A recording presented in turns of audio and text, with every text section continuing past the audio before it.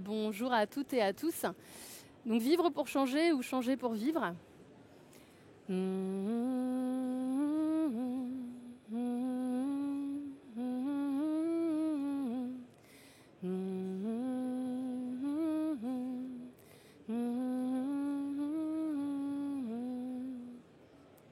Le problème et la solution. Ça, c'est un principe de permaculture que moi, j'essaie de mettre partout dans ma vie. C'est une manière d'aborder les choses. Alors, par exemple, on peut penser à un burn-out. Peut-être vous en avez vécu. C'est plutôt un problème. Et si on va en faire une solution, on va transformer ça en une occasion pour se relier à soi-même et se dire, OK, à partir de maintenant, je vais prendre ma vie en main et je vais faire des choses qui sont vraiment ce que j'ai au fond de moi. Un autre problème qu'on rencontre souvent dans notre vie, ça va être la maladie d'un proche. Si on veut rebondir, prendre ça comme une opportunité, ça va être l'opportunité peut-être de enfin se réconcilier avec lui et d'arrêter d'être brouillé. Par rapport au sujet dont je veux vous parler, le réchauffement climatique, la destruction du vivant, de la biodiversité, là aussi, la permaculture elle peut nous aider à prendre ça comme, voir ça comme des solutions. Le réchauffement climatique, moi, je le prends comme une opportunité pour freiner, ralentir, créer du lien social et déployer ma créativité.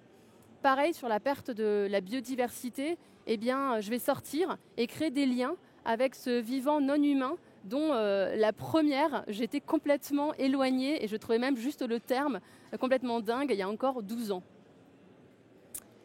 Donc le problème et la solution, en fait, on peut le faire, on sait le faire. Et moi, quelque chose qui m'inspire beaucoup, c'est pendant la Seconde Guerre mondiale, les résistantes et les résistants. J'ai eu l'occasion de visiter beaucoup de camps de concentration avec des résistantes et des résistants qui ont été déportés. Et moi, ça m'inspire parce qu'ils ont décidé de prendre un problème à bras-le-corps et de transformer ça en solution. Parce que quand ils la racontent, pour leur vie, c'était aussi quelque chose de stimulant de vivre cette solidarité autour de valeurs fortes et de défendre ces valeurs. Alors moi, je ne veux pas vous parler de beaucoup de chiffres. Je veux surtout vous inviter à vivre une grande aventure. Parce que plus on va être nombreux, plus on va faire masse, plus on va la gagner, cette grande aventure. Et cette grande aventure, je ne sais pas si ça vous donne envie, en général on aime bien les aventures, c'est quoi? C'est celle de ralentir. C'est celle de ralentir. Donc je vous laisserai voir comment vous faites pour ralentir dans vos vies, mais ça c'est clé. C'est celle aussi du prendre soin. Prendre soin, c'est au cœur de l'éthique de la permaculture. Alors prendre soin de soi, c'est pas une petite chose. Et puis prendre soin des autres, de ses collègues, de son voisin, s'assurer que j'ai pas mis toute ma mauvaise humeur sur Brad aujourd'hui, vous voyez, à chaque moment, puis au travail, dans ses relations professionnelles. C'est aussi la grande aventure du coin de la rue. Vous voyez, celle où on se dit, mais finalement, l'inconnu, la surprise, la rencontre, ce qui va me permettre peut-être de me dépasser, de comprendre des choses, c'est au coin de la rue que je peux la rencontrer. Et d'ailleurs, on est dans un pays, si on parle juste de culture, on a au coin de la rue des restaurants de toute culture, des étrangers, etc. Allons les voir. En fait, moi je me dis toujours pourquoi j'irai loin, alors qu'en fait je ne connais même pas les communautés, on va dire, du coin de ma rue. Et puis c'est la grande aventure de celles et ceux qui sont fiers de rester et non de partir, rester ancré à son territoire, envie de connaître ses habitants, envie de comprendre ce qui s'y passe vraiment, envie de comprendre pourquoi là il y a une colline, pourquoi là il y a un ruisseau, pourquoi là c'est humide. C'est quoi l'histoire de ce paysage? C'est quoi l'histoire des habitants dans laquelle moi j'ancre ma vie là maintenant? Et puis c'est fier de rester aussi au sens premier du terme, vivre, rester, survivre. Parce qu'aujourd'hui, c'est ça la question qui nous est posée pour maintenant, pas pour demain, pour maintenant. C'est est-ce qu'on relève le défi de la grande aventure ensemble, de freiner le réchauffement climatique et la perte du vivant pour tout simplement vivre? Alors, pour donner quand même un chiffre clé, on a besoin de diviser entre 6 et 8 nos émissions de gaz à effet de serre, notre empreinte écologique en 30 ans. 20-30 ans. Ça va, en 20-30 ans, on a le temps de changer, d'accord? Mais on a une autre échelle à respecter, c'est d'ici 2030, il faut qu'on ait tout divisé par 2. Alors ça ne donne pas très envie, diviser par 2. Mais en réalité, ça crée beaucoup de choses quand on ralentit, quand on consomme moins. D'accord? Donc c'est arriver à autour de 5 tonnes équivalent CO2 par an par personne d'ici 2030 en France, mais tous les habitants de la Terre, en fait, c'est une mesure vraiment de justice sociale. Et puis arriver à moins de 2 tonnes en 2050, 2040-2050. OK? Et alors, ça veut dire quoi sur nos voitures, nos maisons, tout ça, cette grande aventure? Par exemple, pourquoi nos voitures? J'en ai discuté avec des gens dans le train. Je me suis dit, voilà, je vais parler à des gens, j'aimerais leur parler sur un autre registre. Alors, ils m'ont donné des idées. Donc, nos voitures, pourquoi ça ne deviendrait pas des abris à animaux? Chevreuil, hérisson, renard. Non mais vous voyez, en fait, tout ça, ça va nous demander d'être créatifs. En permaculture, on dit les limites de ce qu'on peut faire, du possible, c'est l'information qu'on a, mais l'imagination aussi. Et ça, moi, je le vis aussi beaucoup au travail, cette question d'imagination, de créativité. Donc voilà, pourquoi nos voitures, ça ne deviendrait pas ça, si on se dit que finalement, on va se déplacer autrement. Les vélos.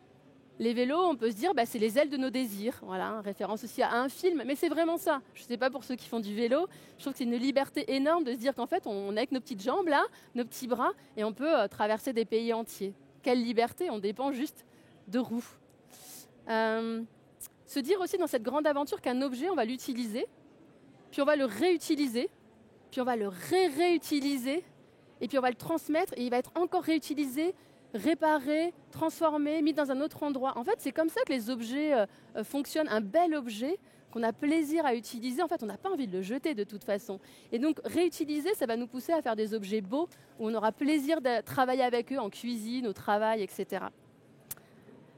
Deux autres petits éléments de la grande aventure, moi ce que j'aime bien, c'est se dire qu'on a le bonheur de franchir le même chemin de balade tout le temps. C'est qu'on n'a pas besoin d'aller tout le temps dans un endroit nouveau, mais parcourir le même chemin de balade, déjà on peut des fois être avec des amis différents, on peut être seul, on est avec nous-mêmes, donc c'est une rencontre avec soi-même à chaque fois. Et puis finalement, vous savez, c'était cet auteur qui avait écrit un livre, Un an dans la forêt, où il vous disait, il nous invitait à passer un quart d'heure tous les jours de l'année dans 1 mètre carré de nature. Donc 1 mètre carré de nature, on se dit a priori on doit pouvoir trouver. Et d'y aller chaque jour, il appelle ça le sit spot, l'endroit où on s'assoit. Et en fait, c'est parce qu'on est au même endroit qu'on observe des choses nouvelles tous les jours. Si on passe trop vite dans des endroits nouveaux, on ne voit plus rien. Là, vous allez pouvoir la traînée du renard, vous allez pouvoir voir la pie qui a fait ses petits. Enfin, vous voyez. Et ça, c'est possible que si vous prenez le même chemin tout le temps, et non si vous vous éparpillez, si on s'éparpille. Et la dernière chose de cette grande aventure, c'est faire vivre nos corps. On est fait de chair, de matière. Et alors moi, j'ai été dans l'intellectuel jusqu'à mes 28 ans, donc je suis un pur produit des études, etc. Et puis je me suis retrouvée un peu à me retrousser les manches dans des fermes et à faire pousser de la nourriture.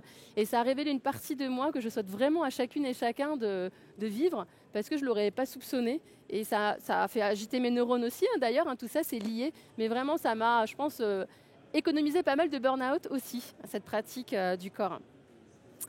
Ce qui m'enthousiasme dans cette grande aventure, c'est qu'on est déjà nombreuses et nombreux. J'espère que parmi vous, il y en a. Et il y a aussi les grincheuses et les grincheux. Vous savez, ceux qui, quand la petite fourmi là, elle monte sur leur mollet, paf, écraser la fourmi. Ben non, moi, ceux-là, je pense qu'ils vont rester sur le quai. Et ce qui se passe, c'est que là, le train, il est en train de partir vers d'autres modes de vie. Alors oui, je vous parlais un peu de quelques chiffres.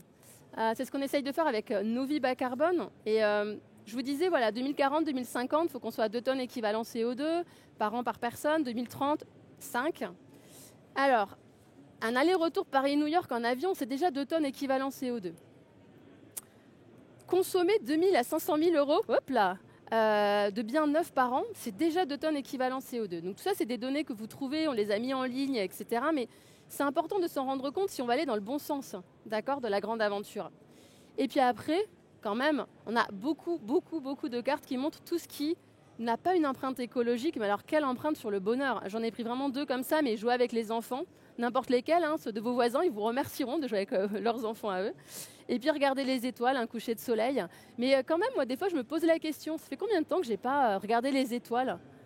Et là, si je me dis que ça fait longtemps, je me dis, oh là là, là, ça va pas, Claire. T'es plus dans ce qu'il faut. En France, ce qui est intéressant aussi de voir, c'est que 1% les plus riches, ils émettent environ 56 tonnes équivalent CO2. 56. Et 1% les plus pauvres, moins de 1. Donc la bonne nouvelle, là aussi le problème et la solution, c'est que tout ça, c'est un enjeu de justice et d'équité. Et moi, je pense que si vous êtes là, c'est que vous avez ces valeurs-là. Et justement, on va pouvoir traiter tout ça en même temps. Le désastre écologique et la justice sociale. Et puis, alors vous avez peut-être des fois, on se pose la question, bon alors est-ce qu'il faut faire des actions individuelles, est-ce qu'il faut faire des actions collectives? Puis vous savez, on se triture un peu le cerveau. Mais en fait, c'est un peu comme ils nous le disent en Inde. À l'époque où je prenais encore l'avion, il y a 13 ans, je suis allée en Inde. Et j'ai compris qu'en fait, on avait un peu tendance à mettre les choses dans des boîtes, dans des catégories, pour aussi faciliter la pensée, mais que ça ne marchait pas forcément comme ça, le monde. Et donc, non, action individuelle et action collective, vraiment, c'est la même chose. C'est-à-dire que vous, peut-être, pour monter sur votre bicyclette, ça va vous aider que collectivement, on mette en place des pistes cyclables. Et c'est bien naturel. Ou pareil, si on a envie de manger moins de viande, ça va être plus facile si à la cantine de l'entreprise ou de la collectivité où on travaille, ils n'en servent pas tous les jours et qu'ils nous donnent une bonne alternative gourmande végétarienne.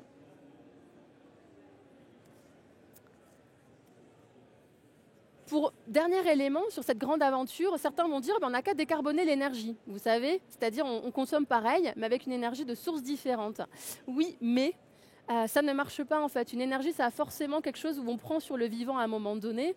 Et donc c'est là où je vous dis qu'il faut vraiment réduire. Par exemple, un téléphone portable, c'est 250 kilos de matériaux pour le produire, dont du cobalt qui vient de République démocratique du Congo, fait par des enfants dont certains décèdent de cette activité. Donc vous voyez, tout a un impact, sauf beaucoup de choses qui rendent heureux. Nous, c'est ce qu'on appelle la sobriété heureuse à nos vies bas carbone. On ne l'a pas inventé. On peut parler aussi d'être joyeux ou joyeuse combattant. Enfin, vous trouverez votre propre mot. Mais en tout cas, il s'agit bien de se réapproprier cette grande aventure. Donc, vivre pour changer, oui. On est enfant, puis adolescent, puis adulte. En fait, on vit pour changer. Et changer pour vivre, oui aussi. Vous l'aurez compris, on est obligé. Et la bonne nouvelle, c'est que c'est une grande aventure. Au cœur de ce grand défi qu'est le nôtre, de freiner le réchauffement climatique et la destruction de la biodiversité, c'est vraiment la vie.